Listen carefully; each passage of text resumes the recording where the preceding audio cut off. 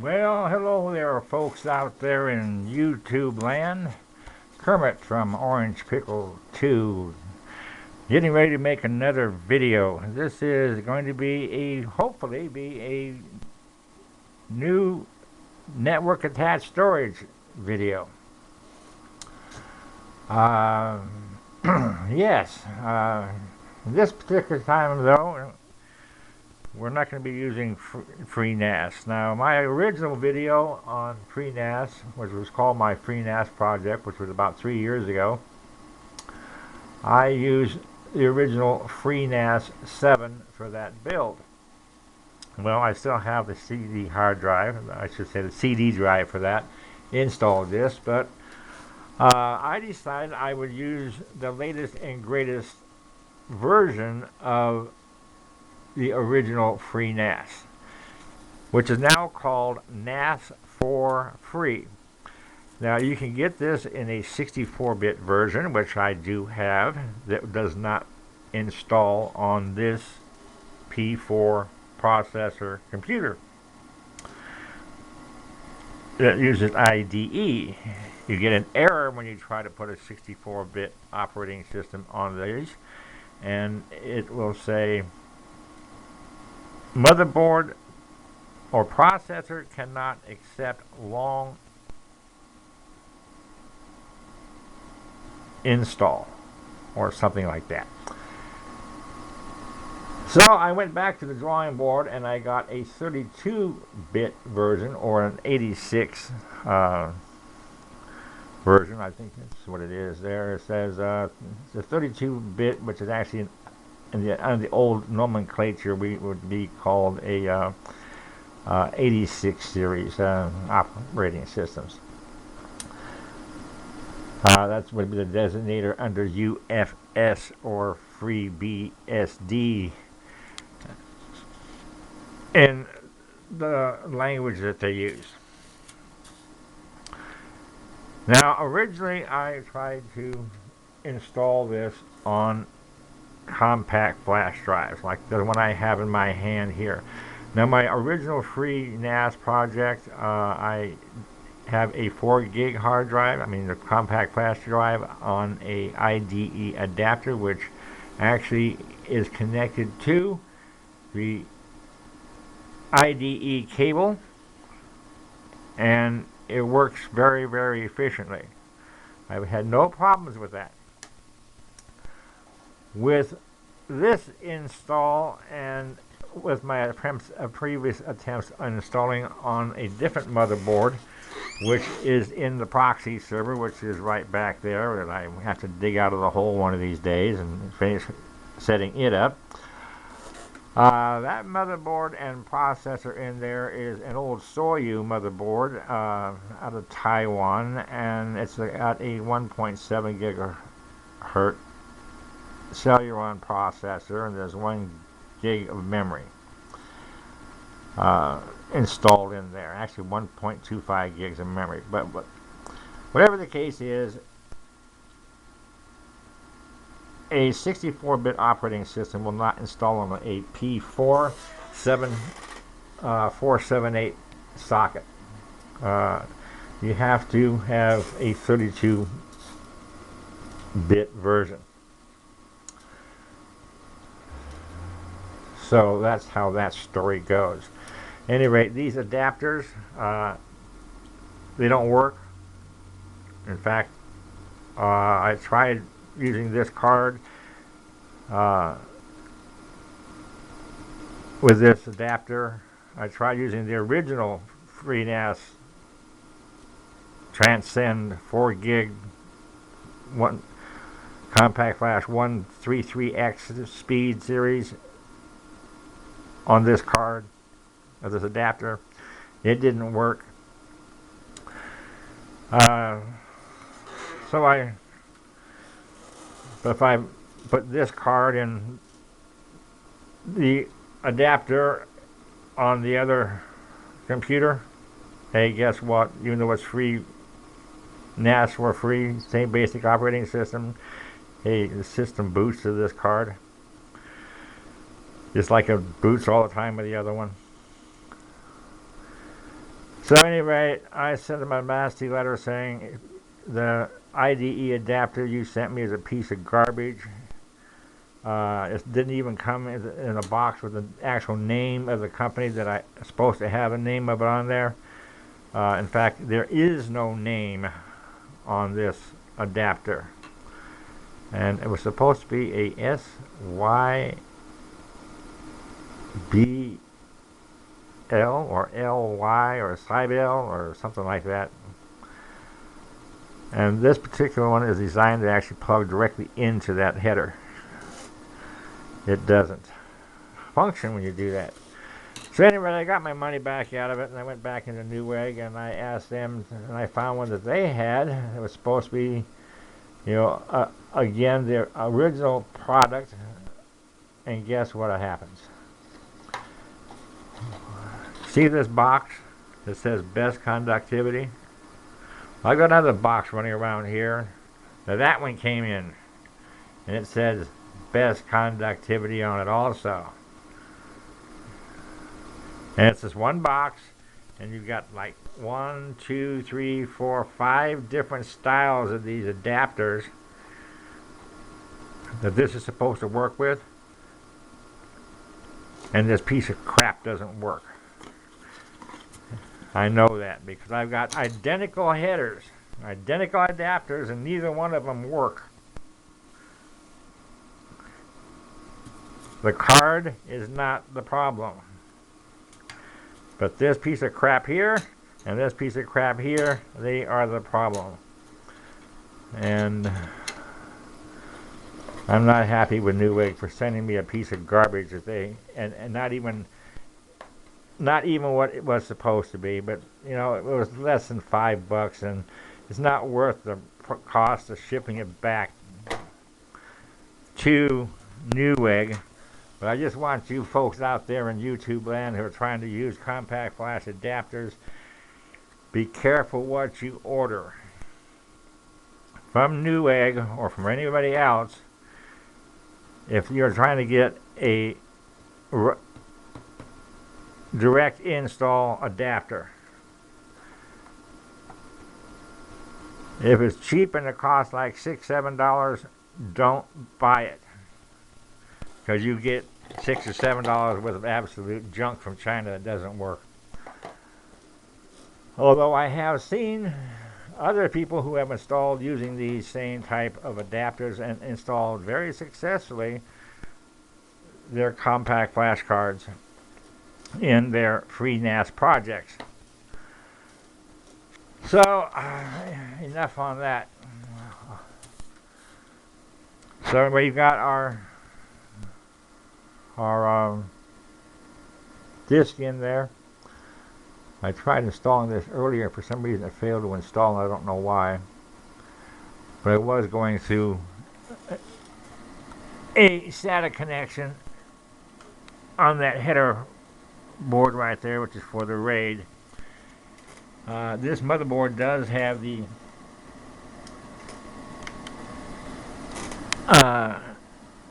two SATA headers, which I now am connected to. As you can see, this blue cable here going up to the back of this optical drive. Well, let's see what happens. Let me get into the boot sequence on this thing now that I've gotten off my high horse and moaning and groaning and complaining about the lousy device there. Let me see. Network. No, I don't want network BIOS. I don't want the hard drive. I want my CD drive. Okay, wrong direction here. I gotta click on that and then work my way up to the CD drive as being my first boot device. Click on that. The hard drive will be the second one. Yes. And we'll leave that one enter, and we'll click the floppy, and we shall have disable. Okay, and fourth boot device is already disabled.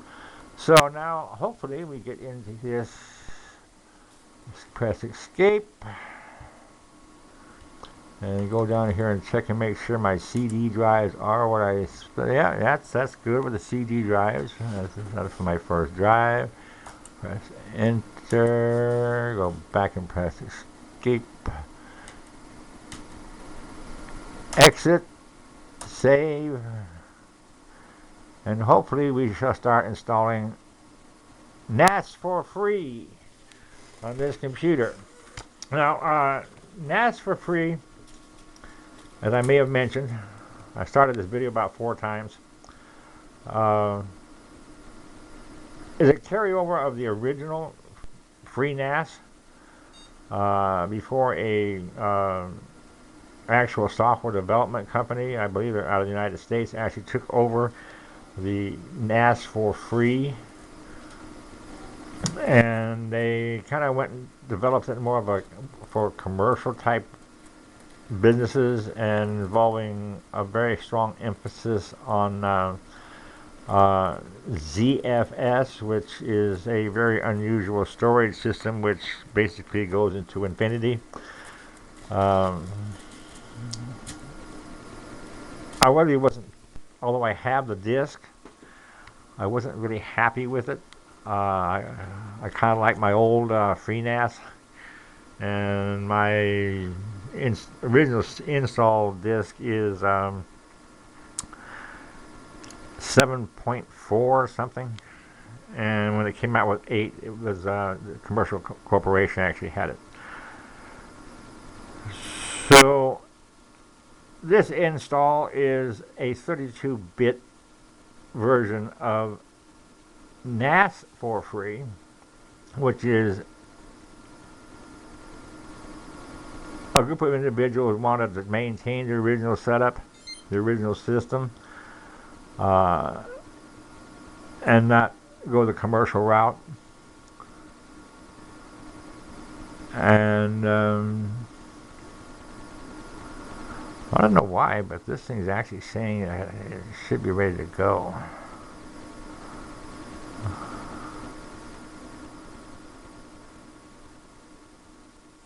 Maybe I actually did install.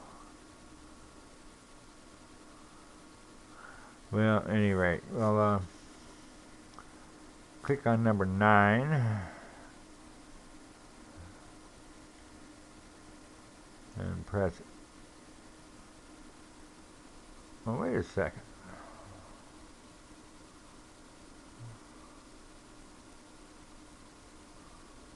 Huh.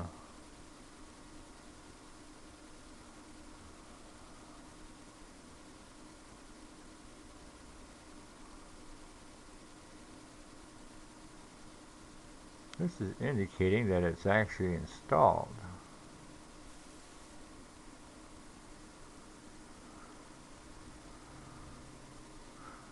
Well, now I'm getting a little confused.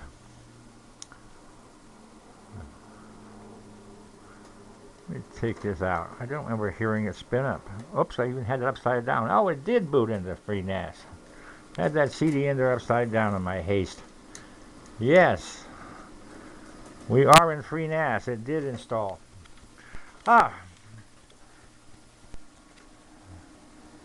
It says shut down server.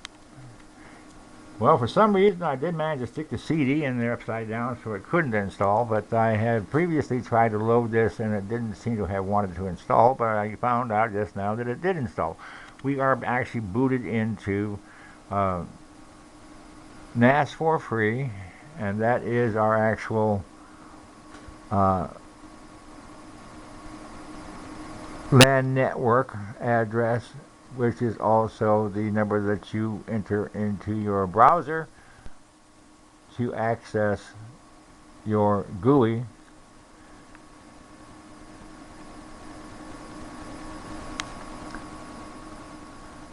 And I'm not going to bother at this point in time to connect up a computer and another computer and a switch and a router, or tie things into a router just so we can go into this. I'm quite certain most of you folks have already seen your FreeNAS GUIs by now. not much difference between what you have in the NAS for free and the originals, and there's plenty of videos out there. Well, anyhow, you see, the purpose of the video primarily was to actually build another NAS unit. Like I said, I don't have the hard drives with me at this point in time, but so I just installed on my basic system. And I wanted to point out to you some of the difficulties you would have with these garbage, best conductivity, garbage compact flash adapters. Nothing torques my jaws more than to spend money on something that doesn't work. Not once, but twice. Thinking when I ordered it the second time from Newegg, a proper name would show up. Now, the thing that really upsets me about this is, I have used that particular company's products before. I actually have a couple of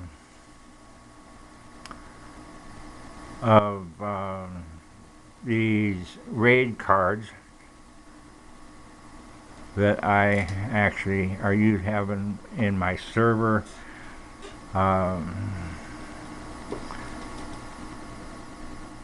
And I believe the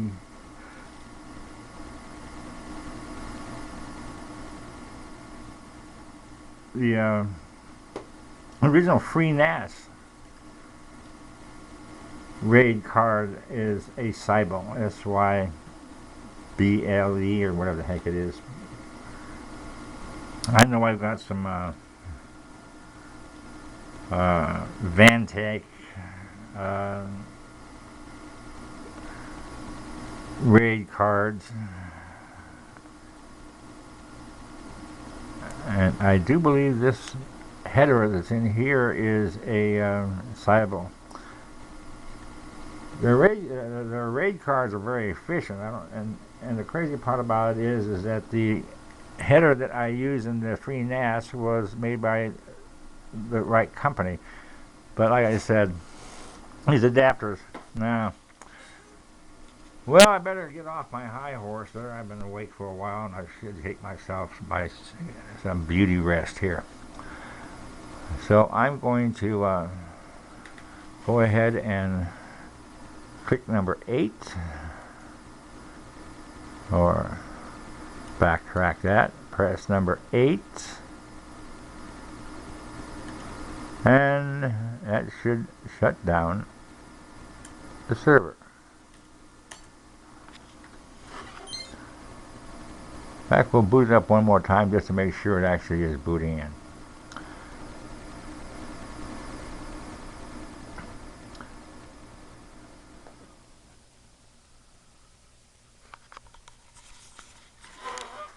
Well, I guess we can disconnect this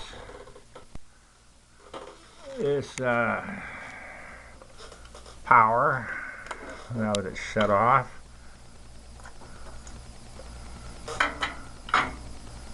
And disconnect that also.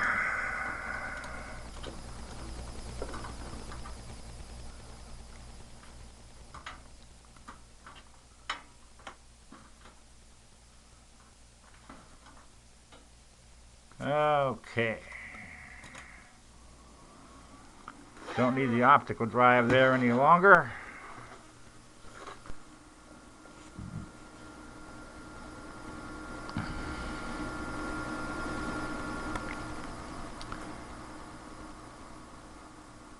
I bet you folks didn't know that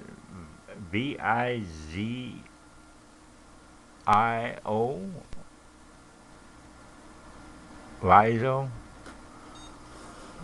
made monitors. Well, to tell you the truth, it's actually a television. I use it for a monitor.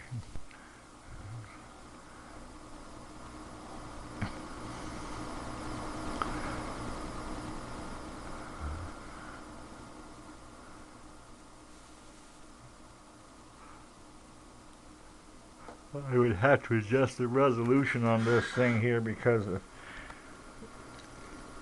It's actually cutting off part of my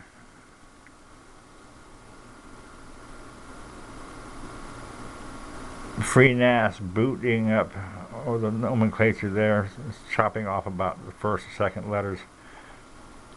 I'd have to do that if the remote control for the TV, because the pixel rate isn't quite what it's supposed to be.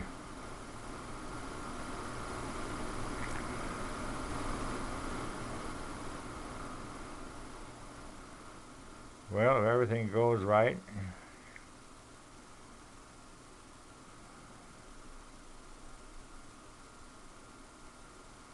yes, sirree. It looks like she should be opening up pretty soon and booting into, yeah, you heard that, doot, and that was the motherboard saying, yes, all is well. We have booted into FreeNAS. Go to 192.168.1.250 on your friendly neighborhood web browser. Preferably Firefox, not Internet Explorer. You know, I love Internet Explorer with a passion. I should say I hate it with a passion. I had a combination DSL modem and router that I purchased before I ended up with the ATTU version. I actually had a DSL, and unfortunately I had just downloaded a copy of Firefox. And I was still using Internet Explorer, and I tried to connect to the web-based browser for the, or interface for my new router DSL combination. And I got to a certain point and it would not change some things I wanted it to change. And since the router was under warranty, I get a hold of the manufacturer's customer service, technical service line, and the guy in India starts talking to me, and he said, well, you can't get it to work. And I said, okay, let's talk to your supervisor. And the supervisor, he tried it too, and we couldn't get it to work. And for some reason, it just would not change anything. And I said, let's try something different. He says, well, and then he got into the computer by remote control and into the web interface, and this particular router modem is a Netgear, a very good, very reputable company. And we basically got out of Internet Explorer 11 point, whatever the latest update was, and switched to Firefox. And in Firefox we were actually able to make all the adjustments. So just be aware of that. The Internet Explorer sometimes will not allow you to make changes in your web interfaces for your routers for some crazy dang fool reason. And I can only say that through experience. Let me shut this down and close out this video. If you have any comments, please feel free to make them. But remember that I'm not home very much. I'm a merchant sailor. I'm out to sea for the most part. And I will be a long time in approving any questions and comments that you may have. And if you're one of those haters, don't bother to leave any comments, because I will censor your voice. And the same thing for those who wish to use foul language in their comments. Well, this concludes this video.